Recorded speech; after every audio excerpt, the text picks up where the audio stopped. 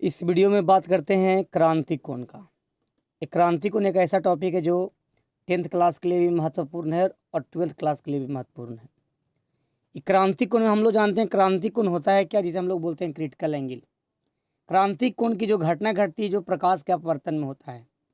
हम लोग जो जानते हैं प्रकाश का अपवर्तन क्या होता है, तो प्रकाश का अपवर्तन जो होता है दो माध्यम के बीच होता है।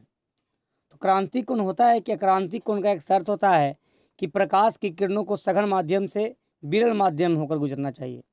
और एक छोटा सा पॉइंट हम ये भी जान लें कि जैसे मान लिया जाए कि ये आप लोग का विरल माध्यम है और ये आपका नीचे वाला सघन माध्यम है।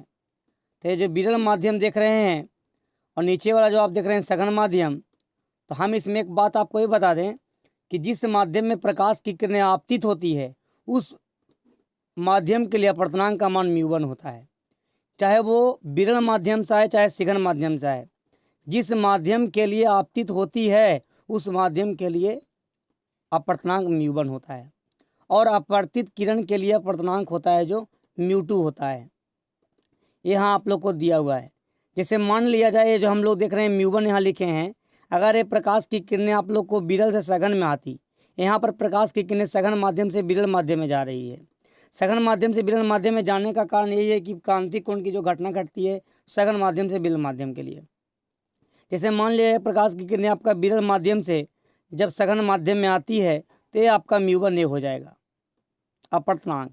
ये जो आप लोग को प्रकाश की किरणें जब सघन माध्यम से विरल माध्यम में आती है तो विलंब की ओर मुड़ जाती है, इसको हम लोग μ2 बोलेंगे। देखिए एक ही पॉइंट याद रखना है, आपतित किरण के लिए अपवर्तनांक μ1 और अपवर्तित किरण के लिए अपवर्तनांक μ2 होता है। चलिए हम आगे बढ़ते हैं क्रांति कोण की ओर। क्रांति कोण होता है क्या?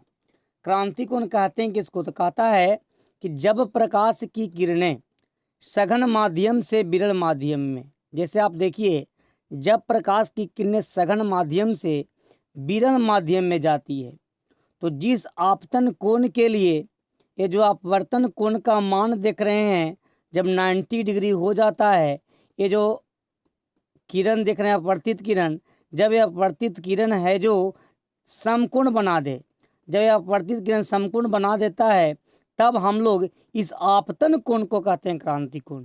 जैसा कि यहाँ पर लिखा गया है कि जिस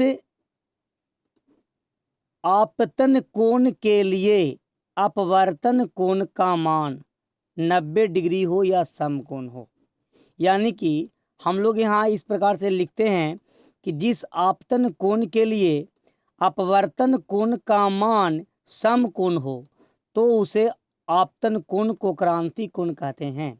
कोई अगर आप लोग से एग्जाम में पूछता है क्रांति कोण का शर्त क्या है, तो क्रांति कोण के शर्त में हम लोग क्या जानते हैं, प्रकाश की किरणों को सघन माध्यम से विरल माध्यम में होकर गुजरना चाहिए। इसे हम लोग इस प्रकार से भी लिख सकते हैं, आपतित प्रकाश की किरण को सघन माध्यम से विरल माध्यम से होकर गुजरना चाहिए।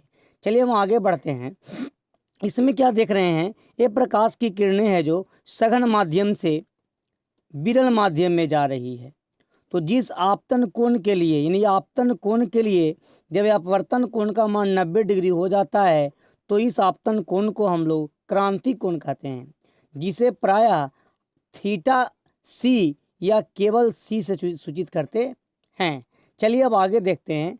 इसमें नोट बनाकर क्या लिख दिए हैं कि अपवर्तन कोण के मान को समकोण होने पर आपतन कोण को क्रांति कोण कहते हैं। यानी कि हम आपको एक क्लियर कर दे रहे हैं, कन्फ्यूजन में ना रहें कि अपवर्तित क्रांति कोण होगा, अपवर्तन कोण क्रांति कोण होगा कि आपतन कोण क्रांति कोण होगा।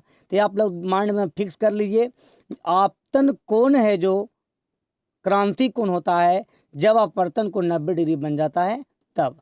चलिए अब आगे देख रहे हैं हम लोग इसका फॉर्मूला को कैसे सिद्ध करते हैं। जैसे हम लोग चित्र से देख रहे हैं, चित्र में ये मान लिया जाए आप लोग का सघन माध्यम है, यहाँ हम लोग लिखते हैं सघन माध्यम, और जब सघन माध्यम है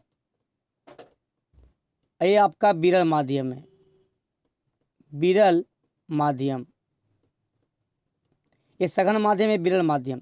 तो यहाँ लिखा हुआ स्नेल के नियम से हम लोग जानते हैं साइन आई बट्टा साइन आर बराबर μ2 बन होता है। ये μ2 बन जो देख रहे हैं दूसरे माध्यम का अपवर्तनांक बट्टा पहले माध्यम के अपवर्तनांक को हम लोग μ2 बन लिखते हैं। तो स्नेल के नियम से साइन आई बटा साइन आर बराबर म्यू टू बटा म्यू वन लिख सकते हैं। तो क्रांतिक कोण के लिए भी हम आप लोग को बताएं, ये जो आप देख रहे हैं यहाँ पर आई को थीटा सी या सी के माध्यम से सूचित करते हैं। तो हम लोग यहाँ लिखे हैं साइन आई बटा साइन आर बराबर म्यू टू वन बराबर म्यू टू बटा म्यू वन। ये आई को हम लोग लिखते हैं सी या थीटा सी, आर को हम लोग बोलते हैं समकोण। समकोण क्यों बोल रहे हैं तो अभी हम आप लोग को बताएं, जिस आपतन कोण के लिए जो आई जो देख रहे हैं आप, जिस आपतन कोण के लिए अपवर्तन कोण का मान जब 90 डिग्री हो जाए, ये जो किरण है जो जब समकोण हो जाता है, तब हम लोग बोलते हैं इस आपतन कोण को क्रांतिक कोण। तो यहाँ हम लोग लिख दिए साइन थीटा सी, क्योंकि आपतन कोण क्रांतिक कोण हो जाता है। साइन 90 डिग्री हो गया, 90 का वैल्यू हम लोग जानते हो 1, और mu two by mu one. तो यानी कि आप लोग से पूछा जाएगा थीटा सी, तो आप लोग को आईएससी में मैथ में पढ़ना इन्वर्स। उसमें क्या चीज़ होता है कि जब कोई भी त्रिकोणमितीय अनुपात अपना एंगल को छोड़कर लेफ्ट से राइट या राइट से लेफ्ट जाता है, तो उसके पावर में -1 चढ़ जाता है। इस -1 को हम लोग इन्वर्स पढ़ते हैं, इसीलिए हम लोग लिखेंगे थीटा सी बराबर sign inverse mu two by mu one.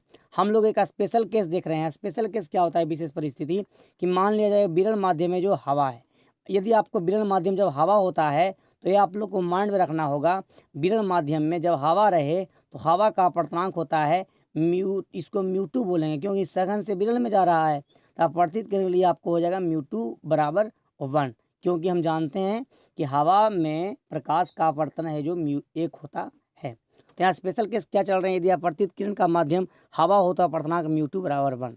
जब हवा रहता है तो म्यू टू बराबर हम लोग 1 लिखते हैं। यहाँ थीटा सी और sign inverse mu two by mu one पढ़े हैं। म्यू टू का वैल्यू 1 है, क्योंकि यह है जो दूसरा माध्यम का अपवर्तनांक है जो हवा है, हवा के कारण इसका मान 1 होता है।